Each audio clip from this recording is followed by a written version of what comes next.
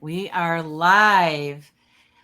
Wow. Welcome, everyone. My name is Lucy Gray, and I am the co founder of Global Actionable Innovations.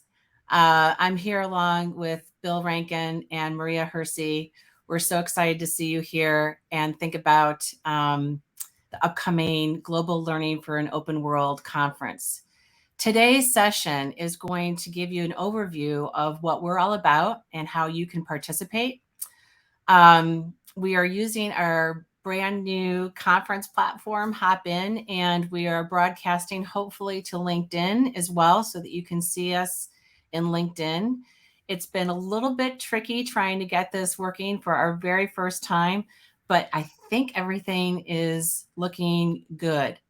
Um, so I'm going to take a deep breath, and I also want to say that this is the first time our global education community has come together um, since our 2019 conference. Some of you may be new. That's great. Some of you maybe have been with us since the inception of the Global Education Conference and Network. That's great too. But I think we need to take a moment to acknowledge that we've all been through quite a bit the last 3 years. Our world has seen unprecedented changes due to the pandemic and all sorts of other events. And I think we all are exhausted to a certain extent. And our hope is through this conference that we um, are going to bring back some joy and hope for our futures and our children's futures. And so that's why we're here today, essentially. In the chat in LinkedIn, you can add information about yourself. Tell us who you are, where you're from, what your role is. And if you're in the HopIn platform today, we would also love you to go into the chat and also tell us who you are, where you're from, and any other information that you want to share. If you want to share your Twitter ID or your LinkedIn profile, that's fine too. This is meant to be a networking event as well. And we hope that you make new friends today and going forward. So with that, I'm going to keep going with our presentation. So I'd like to start out with telling you a little bit about how GLOW started. And GLOW's name came from Bill Rankin. Actionable Innovations Global came from another friend of ours, Amy Yurko, and I want to give them credit. But the roots are in this conference start back in 2005 when I became an Apple Distinguished Educator.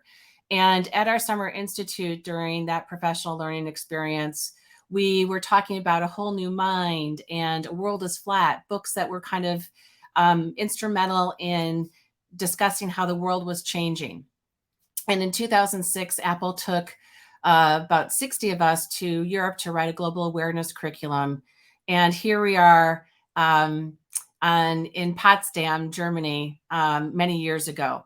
And during this event, it occurred to me that we had the tools, we had the technology to work together to bring experiences to our students, but there weren't necessarily places to find those organizations and those projects that were happening for people. And so I started the Global Education Conference Network as a NING, N-I-N-G, that was our platform.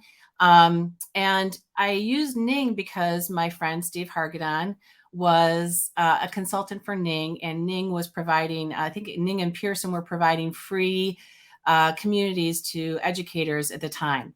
So Steve had Classroom 2.0 as a Ning.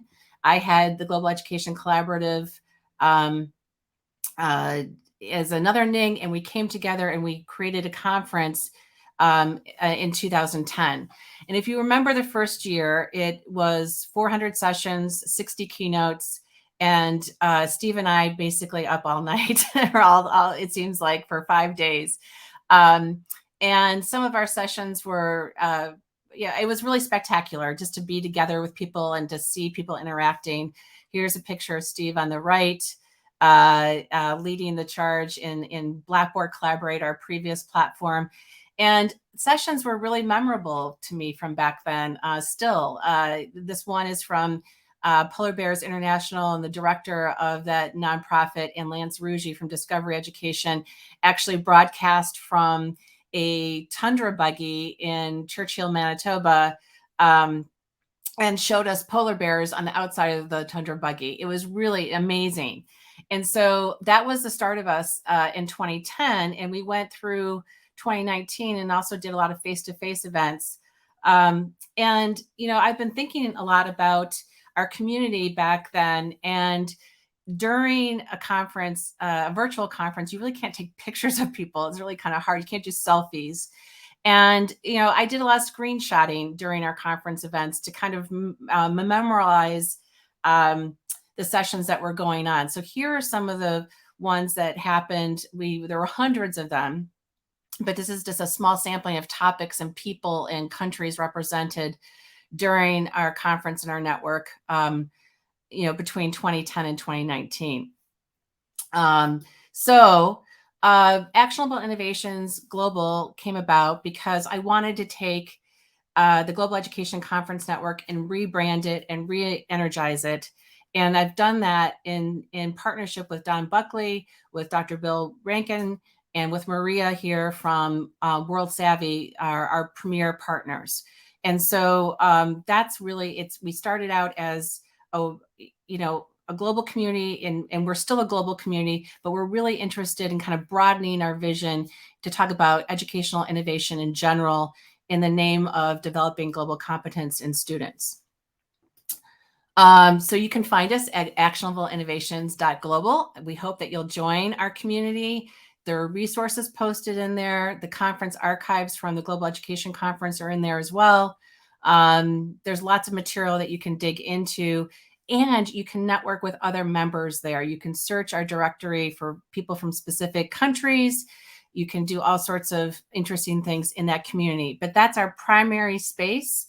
And so if you want to join the fun and connect with other global educators and organizations around the world, that's the place you need to go. And the goal of our conference, we have many of goals, and I want to talk a little bit about this too. First of all, we want to provide a regular convening for everyone to kind of come together and share best practices. We want to provide high quality, accessible professional learning to educators around the world. That was one of the takeaways from the original Global Education Conference, was that people appreciated the opportunity to interact with others and to learn from really high quality presenters, whether they were in rural United States or another part of the world. It was impactful, and we want to kind of continue that impact by providing really great professional development experiences at no cost to people who want to join this community. And we want to kind of reinvigorate the discussion around methods, goals, learning theories related to experiential and global learning. And so we think it's more important than ever. I think the pandemic has demonstrated that. And we really want to kind of bring people together from all over the world to raise that discussion. And then we want also educators to know about some of the organizations that we've worked with, like World Savvy, over the years. There are lots of great global-oriented organizations that can help you get started with projects, with taking your district in a different direction, with whatever it is that you need. And we want to show you some of those amazing partners that have something to offer to engage students and your colleagues. So that's a little bit about what we're about in terms of conference goals. We're so glad to have you here. And I'm going to turn this over to Maria, who's going to tell us a little bit about World Savvy and about what global competence means, because I think that's really core to all of our work here. So without further ado, welcome, Maria. Thanks for being here. We're excited to have you. Unmute, please. We're all remembering those things in today's world, aren't we? It wouldn't be a conference without that. But welcome, everybody, and my thanks to Lucy and Bill for being here. I'm Maria Hersey. I'm the Director of Strategic Planning for World Savvy, and I have the honor of working with an amazing group of individuals. We're based in Minneapolis and in San Francisco as well, and I'm talking to you from Jupiter, Florida. Just a little bit about myself. I've had years of experience in global education and international mindedness. I work for the International Baccalaureate for 10 years. So it's nice to be some IBIN members on, to see some IBIN members on the call. And we're really excited about this partnership with Actionable Global Innovations to talk about global competence and innovation and what that looks like in today's world. So I'm just going to give you a little bit of a taste of World Savvy. And we talk about this idea of knowing more. And if we know more, we'll care more. And if we care more, we'll do more. And that stands true for our teachers as well as for our students. So one of the things that we've been talking about lately is we must imagine, and imagining the world and the schools that we want our students to engage with and for our teachers to work in. I don't know about where you are, but where I am today, teachers are just getting ready to get started and students come back on Wednesday. So what we really want to do is create success for all students and build a world where there aren't any walls between learning, school, and personal identity, and really creating this feeling of belongingness and experiential learning. So World Savvy is really working alongside schools to kind of tear those worlds down and help to create this radical vision and make it a reality, which is why it's so exciting for us to be a part of this GLOW conference. So we can learn together, we can learn from each other and have a truly global conversation about what does social justice look like? What does equity look like? And what do all of our students really deserve? And how does that align with our beliefs and values? So when we talk about global competencies, and as you know, there are numerous definitions to global competency, but we're really looking at the dispositions and the capacity to understand and act on issues of global significance. If you look at some of the markers on the right side of the screen, you'll see how the demographics of our world are changing, how most of our students are working for jobs that aren't invented yet. And we're having a difficult time in this world finding employees with the skills that they need. So it really requires a reshifting and a refocusing of education. So how do we get our students to learn and think through these problems? And how do we help our teachers as well? So what does systems change and innovation look like? So those are the reasons and the what for global competence. And just in looking at that, we talk about these core concepts. So it's really looking at world events and global issues that are complex and interdependent, looking at how the world is shaped and really looking at historical forces, which is something that's really important in our world, and looking at certain behaviors. How do we seek out and apply understandings of different perspectives? How do we engage in problem solving and decision making? How do we share knowledge and engage in discourse and positive conversations and understanding that people with their differences may also be right? And really looking at approaches to thinking and problem solving collaboratively and independently, and how do we work together and join together? And then we're looking at different values and attitudes. So how do we engage in that desire of self-awareness and engaging with others? And how do we engage with comfort and ambiguity in difficult and challenging situations? And look at those attributes of compassion and empathy and humility. And then how does that translate into skills and the skills that we develop, the skills of active listening, of problem solving, of selecting and applying the appropriate information and tools, and really critically thinking and comparing and engaging in creative thinking for problem solving. So those are some of the things that we're looking at when we talk about global competence at World Savvy. Thanks, Peggy, for putting on our website. That's great. Our big question is, how do we get it done? And that's everyone's big question. We go to conferences and we hear about all of the different challenges that we're facing, the teachers are facing. And I think one of the exciting things about the GLOW conference is we're actually going to have conversations on getting it done, and this idea of sharing strategies on how do we really make change in innovative education in the future. And we're looking at this idea of supporting global competencies and what does that look like. And on September 9th, you'll be able to hear from our founder, Dana Mortensen, for our organization that's been around since 2022. But it's really this idea of partnership. So how do we work alongside and sit alongside educators? And how do we engage in their passion and reinvigorate their practice and provide them support for change? So how do we sit alongside schools? And what does that look like? Much like this GLOW conference and what's going to happen with us together. So we're really looking at building inclusive and adaptive and future-ready learning environments where we can partner with schools comprehensively and look at this idea of cultivating connections with our students and our teachers. And what that looks like in classrooms is personalized learning, connections across disciplines and subjects, exploring and nurturing identities across contexts, and making meaningful opportunities for collaboration.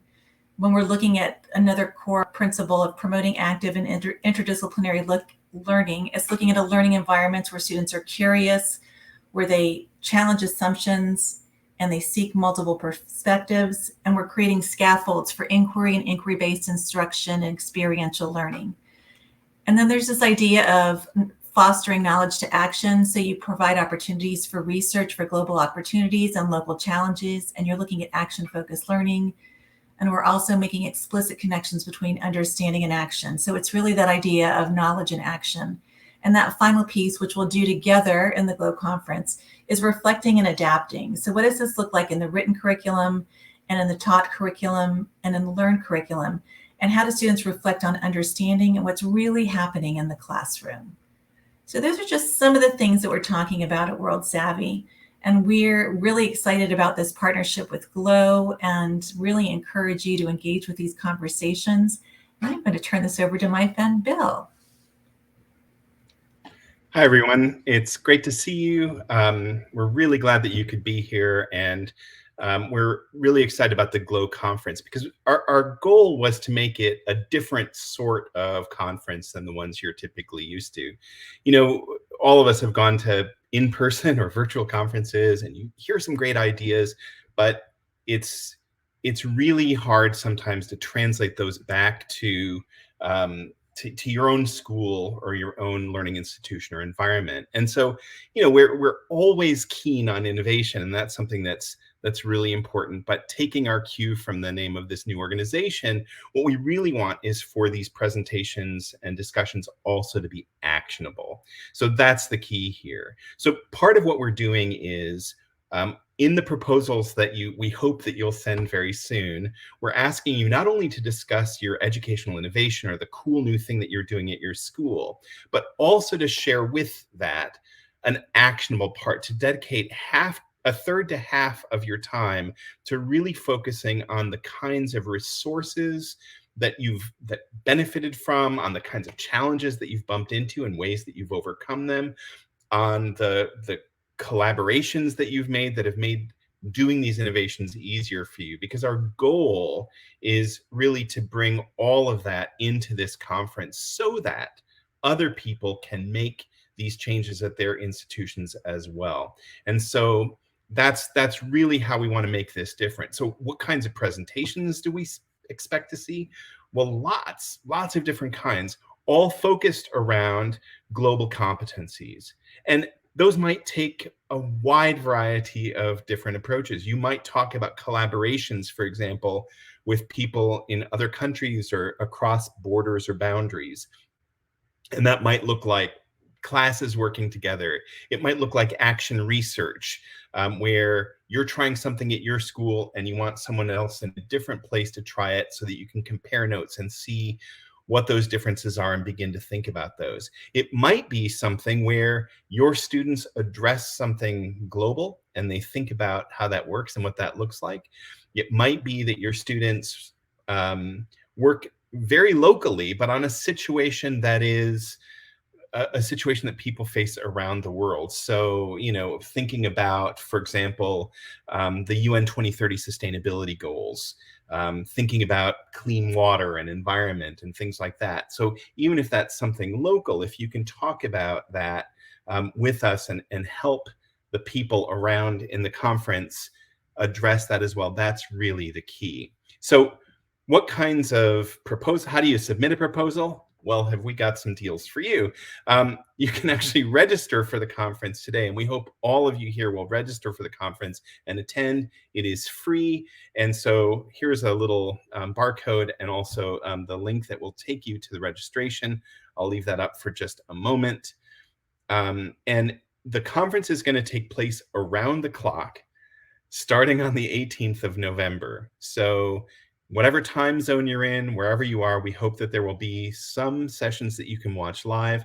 If you're not able to watch, you know, at 2 a.m, that's all right. All of these things will be recorded. And so if you have registered and come in, then you can find those later if you need to.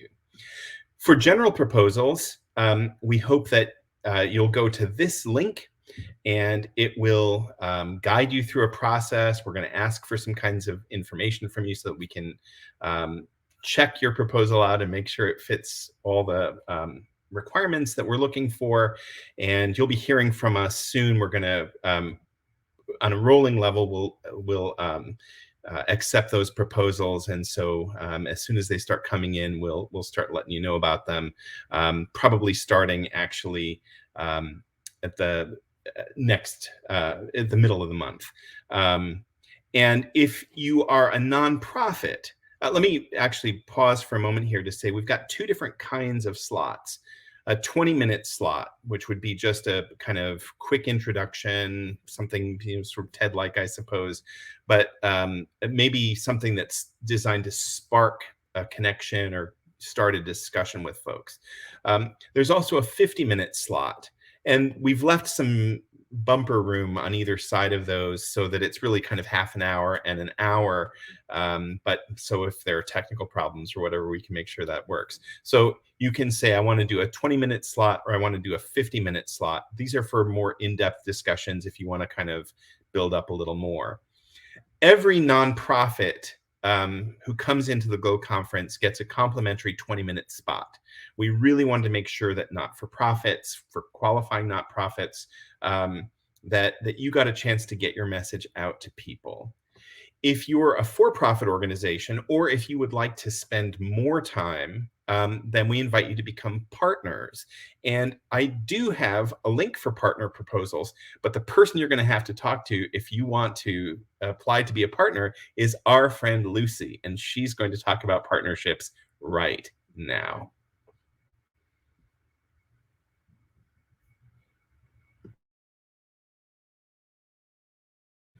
Or she would talk about it if she were unmuted. And you would think at this point that I would know how to unmute myself at this point. I'm going to take our slides off for a second and just chat about this.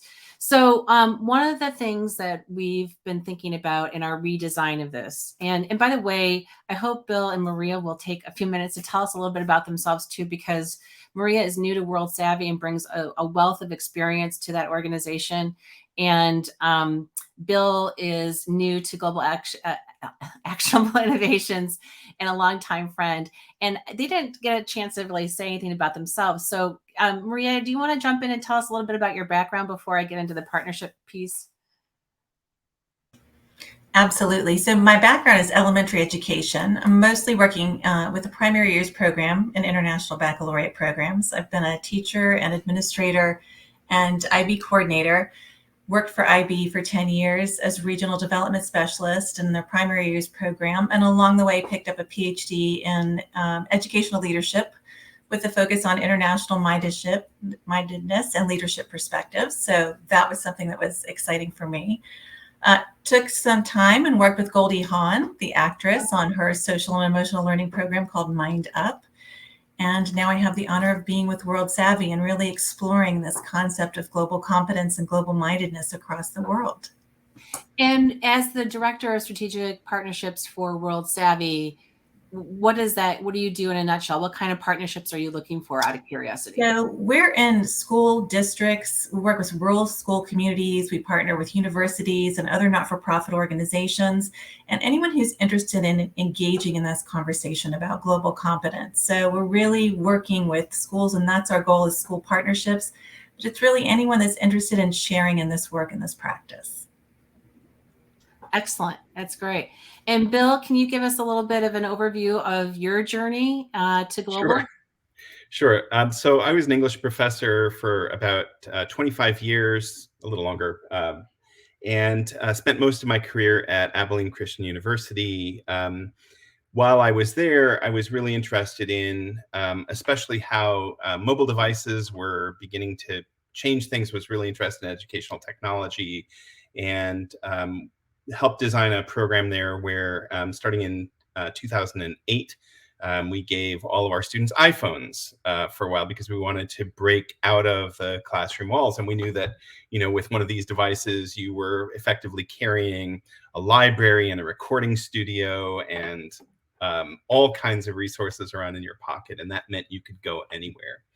And so as part of that effort, we got a lot of recognition, and I was named an Apple Distinguished Educator, which is where I met our friend Lucy. And then I worked for Apple for a few years as director of learning in Cupertino, and now I work with companies and governments and schools thinking about learning and doing learning research and learning design. And so I'm really excited to be part of Actionable Innovations and to be associated with this conference. And we are so lucky to have you both. So, and I'm having so much fun working with you too. So thank you for everything that you do, both of you. So partners. So the reason that I call our partnership program partners as opposed to sponsors is that we really want to partner with you. We want to work with you to make this event as beneficial as possible to everybody that's involved. And so it means active participation on the part of organizations and us to do that. And our partnership program is, there's a level for corporate sponsors who want to partake in the conference. There's a level for nonprofits who want more visibility. And then there's also school partners who want to support our work and have the means to do that and want visibility. They can be part of the partnership program as well. We want, the reason that we have a partnership program too, to kind of explain things, we are a nonprofit with a fiscal relationship with a nonprofit that's related to taking it global. And we also have to think of a financial model to keep things going. That was part of the issue with Steve and I, in the original iteration, was trying to figure out a sustainable model for doing this amazing event. And so we decided that this partnership program was a way to kind of grow that financial sponsorship. But we want people to be active participants with this. So if somebody chooses to be a partner with us, there will be certain benefits that are available to them, including presenting at the conference, having a booth at the conference, opportunities for visibility in various places around the virtual conference and through emails and that sort of thing. So we're really looking to have our partners also help us spread the word as well to their members and to their friends as well. So it's meant to kind of give us some stability and keep this conversation going from now on. What else can I tell you about the partnership program? It is, if schools want to be part of this too, we're more than welcome to it, but it's not a barrier to presenting at all. And again, any nonprofit is welcome to present in a 20-minute slot if they don't have the means to be a partner. That's totally fine. We don't want this to be a complete barrier to participation. We really want this to be about access for people. So that's a little bit about our partnership program. If you have questions about it and you want to set up a meeting with me and to talk about this further, I can send you information as well. My email is Lucy@LucyGray Consulting, and I'll put that in the chat at some point too. I can't, for some reason on HopIn, I can't chat from the HopIn platform, but I can chat from my phone. So I'll put that in there in a second. I did want to say, Lucy, one of the reasons we've chosen the HopIn platform is it really is designed for networking. And so it allows any person at the conference to set up a meeting with any other person at the conference, for example. It lets you, if you want to sort of hold an impromptu class and have a bunch of people come and talk to you about what you're doing or continue on about your presentation, that's also possible. But obviously that's something that we have invested in so that this conference can keep going. And I know, Connie, you're wondering what booths look like online. That was one of the things that we chose this platform for. So the booth is a place where you can put up materials, but you can also organize meetings, face-to-face meetings, and direct presentations from there. And Lucy can tell you a bit more about that. But we think that the HopIn platform is really exciting. There are different size booths depending on level of partnership. And it just means that the graphic on our expo page is larger and that sort of thing. We have the ability to prioritize how those, what level, or I guess how high in the page those booths appear. So for instance, people who partner early on will probably be further up the page than ones that are further down the page.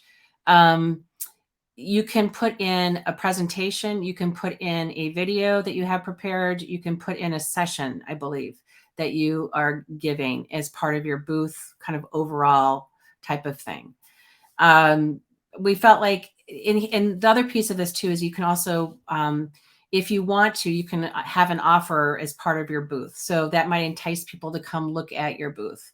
One, like for instance, you could say, 10% off a membership or whatever your thing is. And that might entice people in to come and look at your booth too. So there's certain requirements for the booth in terms of materials. And when you fill out the partnership form, after having a conversation with me, then you can see, I ask for very specific things and we build it for you. The level of HopIn that we have is called the growth platform. And so we build the vendor booth for you and give you a link and instructions on how to get in there. And we can always change things up. If we ever upgrade to a higher level of HopIn, then there's actually a build your own booth option for vendors or exhibitors or whatever we want to call them. But in our case, we want to call them partners. So we really like the platform. And we feel like it's, if you have to make it engaging and make it some reason for people to come. So on our end, we're going to be promoting those booths and asking people to stop by and visit and get to know some of these organizations that we have a partnership with. It also means on the partner end that there's some enticement to coming in and seeing the booth too. So in your session, referring to the booth and having people, come by afterwards. I also see some of these networking meeting type of things happening in the conference as a way of kind of like a post conversation. So like if anybody wants to know more, join me at this meeting, after your session. I think, having some informal kind of conversations after you've done a session might be another way to build friends in the conference. So far, if you want to see what HopIn looks like, I recently went to the Games for Change conference virtually, and I think their sessions are still online. And so you can go and you can look at all the sessions, post event. What we're planning to do in that regard is a little different because we're trying to build a sustainable financial model here. We're going to have all the sessions be open for a certain amount of time, and we're going to put the keynotes up on YouTube. And then we're going to charge a small fee after a few months for people who want to go into the archives, just because we need to have a sustainable model. So Peggy was asking me, Peggy George was asking in the chat, and Maria and Bill, if you've not met Peggy, Peggy is like an online learning stalwart. She's a former administrator in Arizona who's been a big supporter of everybody online for years. And I'm so glad to see you here, Peggy. I just want to say that. But Peggy's asking if she wanted to do the premium registration for the conference. We don't have that set up yet, but we're going to, that premium access will give you access to all the sessions going on for indefinitely. So we haven't set that up yet. It's coming, and we'll let you know when that's available. But everything will be open and available to people for several months, and then we're going to move into this archived model. Any other questions that we have for us? I'm trying to think of typical questions that come up while you're brainstorming here. One is languages. We do not have translation capabilities, but there's, if we grow, there are add-ons that we can build into HopIn that could help with that sort of thing. You are welcome to present in any language that you want to. I'm also, we typically have a lot of Spanish language presenters. And sometimes people have done like half their session in English and half in Spanish and been really creative with it. But we typically get some moderators who are Spanish speaking who can help as well. So if you want to present in any other language, that's fine. And in the proposal form, there's a field for indicating what that is. I just don't know how well we can support in terms of helping if there's a need for some reason. Any other questions coming up, Bill, that you've seen? Anne just asked, will there be any roundtable type sessions around a topic? I think we could do that for sure, Anne. I think that would be awesome. And Jennifer's here. Yay, Jennifer Klein's here, who has a new book. Everybody needs to read her new book. Put your link in the chat, Jen, to your new book. And Jennifer Klein, while I'm calling you out too, you've been a long time conference supporter. You need to meet Bill at some point because he is moving to a part of the world that you used to live in soon, and Colombia. So you guys need to connect at some point, hopefully. Anybody else have any questions? How can students work towards collaborating and creating within this concept of global learning? I'm going to take a stab at that. And then Maria, I'm going to ask you to answer that a little bit. That's a really good question, which reminds me, we really want students to present at this conference. So if you have students that are doing amazing things, or not even amazing things, they're working on projects and initiatives related to the skills and mindsets that we're talking about here with Global Competence, we'd love to see them featured here. So please invite your students, and really this is open to anyone from elementary, primary grades through university. We want everybody to have a chance to present. Maria, what else can you say about students collaborating and that sort of thing? Anything you want to add to that? I think it's something that many of us know. It's this idea of the teacher shifting to the role of facilitator and really engaging in inquiry-based conversations that are built around conceptual ideas and understandings. Problem-based learning is a big part of this global learning initiative and what that looks like, and asking students questions. You know, students ask the best questions, and it's giving them time for reflection and to connect with what's interested in, what they're seeing, what they're observing in the world. So it really means holding an intentional space for that in our classrooms and allowing that to happen in a very organic, natural way that really allows time for student voice. And again, those skills that we know we want them to develop, where they can take risks and ask questions and be caring and really engage in those collaborative conversations with other students. And I would also add that I think students really, the SDGs are also a big part of this conference too. So if, you know, in doing student projects around them, and kids really care about those issues. And I think particularly in the last 5 years, there's been an increased awareness of those SDGs here in the US and amongst teachers, thanks to the Teach SDGs movement. And so you know, that's another lens to look through with this. Quick question from Tim here. The call for proposals opened a couple weeks ago. August 15th is when I start approving them. And you're going to use a Google form for it. And so make sure you press the submit button when you do this, because sometimes I have friends that don't press submit and they think they've submitted something. You should get an email copy of the proposal. Hang on to that. If you don't, check your spam folder.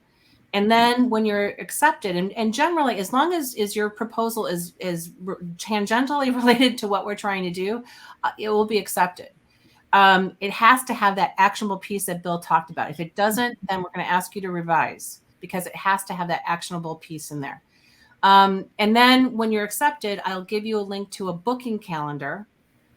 We use a tool called You Can Book Me. That's awesome. And you'll go and you'll pick your time slot, and you'll book your session, and then we'll put you into the system. Your session will show up in the conference stuff once we have that completely live.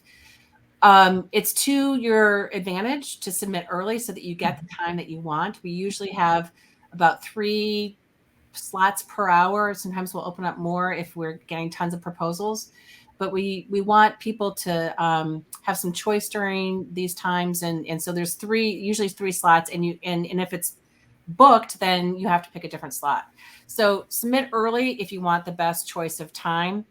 The other piece of this too is that we will have keynote slots that will be dedicated hours where everybody hopefully will go and hear that keynote. And there'll probably be 6 or 7 keynotes.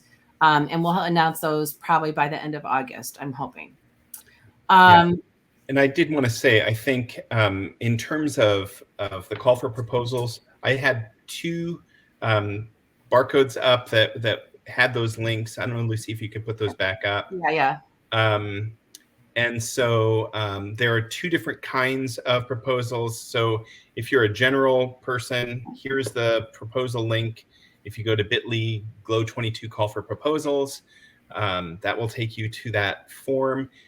If you're a nonprofit and you want your 20-minute sort of slot, that one is here.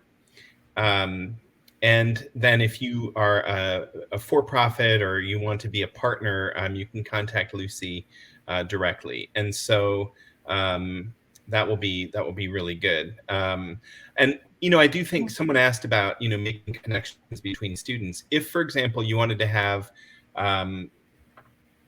that one of those 20-minute slots be students asking for collaboration with people in another place, I think that would be a great way to do it. And so that might be, you pitch a 20-minute session as a sort of pitch by the students or by teachers at your school for finding partnerships.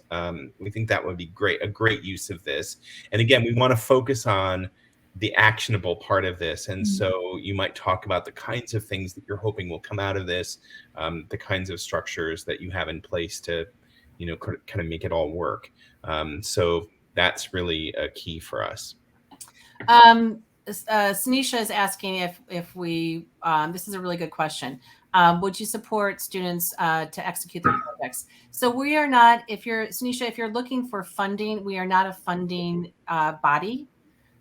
We support people in terms of helping them develop their ideas and get feedback and that sort of thing, but and providing this platform for people to share their work, but we're not a funding institution. Speaking of which, Bill is going to be doing a session on presentation design that will elaborate further on what we're trying to accomplish at the end of August too. So when he gets back from his travels, he's going away for a couple of weeks. He's going to do a session for us. And he, by the way, if you've never seen Bill keynote a presentation, he is the most gifted presenter I know. Oh, and that's a lot to live up to. Yeah, I know. But you really are. I wouldn't say that if I didn't mean it. And so he's going to share some of his tips, tricks, and ideas for making the best possible presentation that you can. And hopefully we'll do more of these kind of workshop type of things that will help people formulate their ideas and prepare for the conference. I think it really helps when you have time to do that. Any other questions do we have going? Anything else that you can think of? Jennifer, I can't, for whatever reason, I can't figure out a way to respond. I've tried in a variety of places. But anyway, I will contact you for your information. Yeah, I've had to go through my phone because for some reason in HopIn, it doesn't, because we're broadcasting in multiple places, it doesn't let us chat with you. So we're still learning. We're still learning some of the details, some of the background details. Yeah, and this is much better than Blackboard Collaborate. Trust me. This is a step up. And the other thing too is another opportunity that will come up with the conference is volunteering. We typically have had volunteer moderators in each session. We have a kind of a virtual green room where volunteers come during their assigned time, and then we assign them to a session. And that's worked really well. And that's also been really fun for people to get to know each other. I've seen the same people come back year after year to volunteer, and they meet each other and friendships happen. And it's pretty exciting. So there is a volunteer group in our Ning at actionableinnovations.global. I will start promoting that probably later this month. We don't really need to worry about volunteers right now, but that's an option for people. And usually we give certificates for that too, if people need to account for their time and that sort of thing. So volunteer opportunities will happen. We also have a global advisory board that I just notified the people who were accepted into that. And that's on our front page today. You have to be a member of our community to be part of that advisory board. You have to be a member of actionableinnovations.global. And we're looking for people to help kind of be ambassadors for these events and spread the word in their countries. So I'm very excited. Eduardo is who's in the audience, is one member. I think there are a couple other people here as well that I'm getting to know. And they're all from all over. They're from Canada, they're from Australia, they're from Turkey, they're from Saudi Arabia, Liberia, South Africa. One of my favorite stories from the conference is there's a young man named Ibrahim who is from Uganda, I believe, and he found our conference a number of years ago and started volunteering like crazy. Mm. And he's gone to graduate school in Lebanon. I think he's in South Africa now, and he's making his mark on the world and changing things. And so he's on our advisory board, and it's very exciting to hear from him. I also owe him an email if he's listening. So there's other opportunities to engage. And I think for me, looking back at the screenshots of the conference that I mentioned earlier, there's the relationships that happen in the chats for our conference have been incredibly moving to me personally, and I know to other people as well. So, for example, Pedro and I can never pronounce his name right, Aparicio and Will Piper are educators, one's from Milwaukee, one's from Mexico City. They met in our chat rooms years ago and started doing collaborative projects together. Mm. And those relationships that you meet, that you develop in this kind of forum, lead to other things, lead to serendipitous learning for everybody involved. And so, it's one thing to put out a project and say, I need people to participate in my project. Well, you need to build relationships with people in order for those to really grow and be successful. And so if we want our students to be global citizens and engaging with the world, we have to be doing it too and engaging with it and modeling it for them. And if you have never done this before, this is the right place to dip your toe into it, because we have the best, most professionally generous community that I've ever engaged with. And so I hope that you'll join us on this journey. Let's see, anybody else? Which I think answers some of your questions, Sunisha. I mean, this is the goal of this conference and of this community online is to build connections between people. And then, if you want to be using this as a resource for thinking about teaching and learning, for thinking about, education that really makes an impact globally, then this is a great community to be part of. And the conference itself will be a great place to hear some of the ideas from those community members and to share some of those ideas with community members. So that's really what we're looking for here, is that this is about engaging with that community to make that impact, the things that Lucy was talking about. And I hope I hope we do more events besides this conference too. That's my hope as well. Before we wrap up, Bill and Maria, do you have any final words or thoughts for anyone? Well, I think, I'm part of the goal here is to build a platform that we can do future events on, and that becomes kind of a place that members of the community, the Actionable Innovations community, can go. So we've been learning a lot, and learning even right now. There's a whole bunch of stuff that we've been figuring out in the minutes before and during this conference right now, this little call. So we're hoping to get better at that and hoping to really be able to provide everyone with your voice can be heard. So that's, part of the goal for this as well. So we're hoping that this is just the first of many.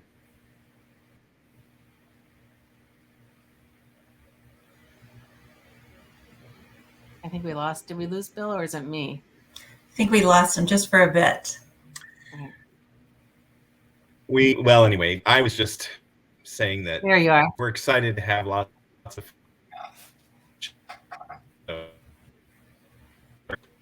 enough. And I just want to build on Bill's idea of partnership. I mean, that's the goal, partnership and collaboration. And we're very excited about this. It's been very rewarding to this point. And I know just from the comments and the conversations that it's something that we're all going to be able to get some valuable information and insight from and make some new friends as well. Absolutely. So let me, I'll post the recording to this to, if you join Actionable Innovations Global, I send out, I don't know, every couple of weeks a newsletter with, interesting news and that I've seen around the web and our events that are coming up and that sort of thing. So you'll get that notification. I also post it in other places. I'm sure you guys have seen. But also, if you're part of an organization that's doing work in this space, feel free to post in our community, and I'll send it out on social media. I'll include it in our newsletter and that sort of thing. Iron has been really great about sharing their events in there. So make sure that you take a look at them at actionableinnovations.global. And also WIDA in Wisconsin just had a conference and also shared some information as well. So if we want to be kind of a clearinghouse for all the organizations that are doing interesting work. So take advantage of our forum, and we'll include you in the kinds of things that we're doing and promoting. And I see also somebody from Kennesaw. Is it Kennesaw in Georgia? And this is another thing that I found really valuable with the conference. We had tons in previous years, we had lots of pre-service and in-service graduate education programs having their students attend and present.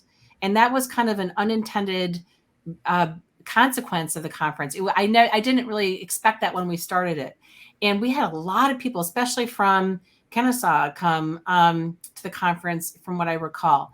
So if you know pre-service teachers and teacher education programs that are interested in helping teachers globalize their classrooms, this is also a really great event for that too. And there's so much we can do together. I am so excited. And thank you for joining us here today. I hope everyone is healthy, safe, and sound wherever they are in the world. And we will see you online November 18th and 19th. We're starting at noon Central Time, which will be UTC -6, and going to like 2 p.m. the next day. So you can present in a time that's convenient to you during this extravaganza. Thanks for coming. Thanks, Maria. Thanks, Bill, for all your work. I appreciate it. Thank you. Bye, everyone. Everybody.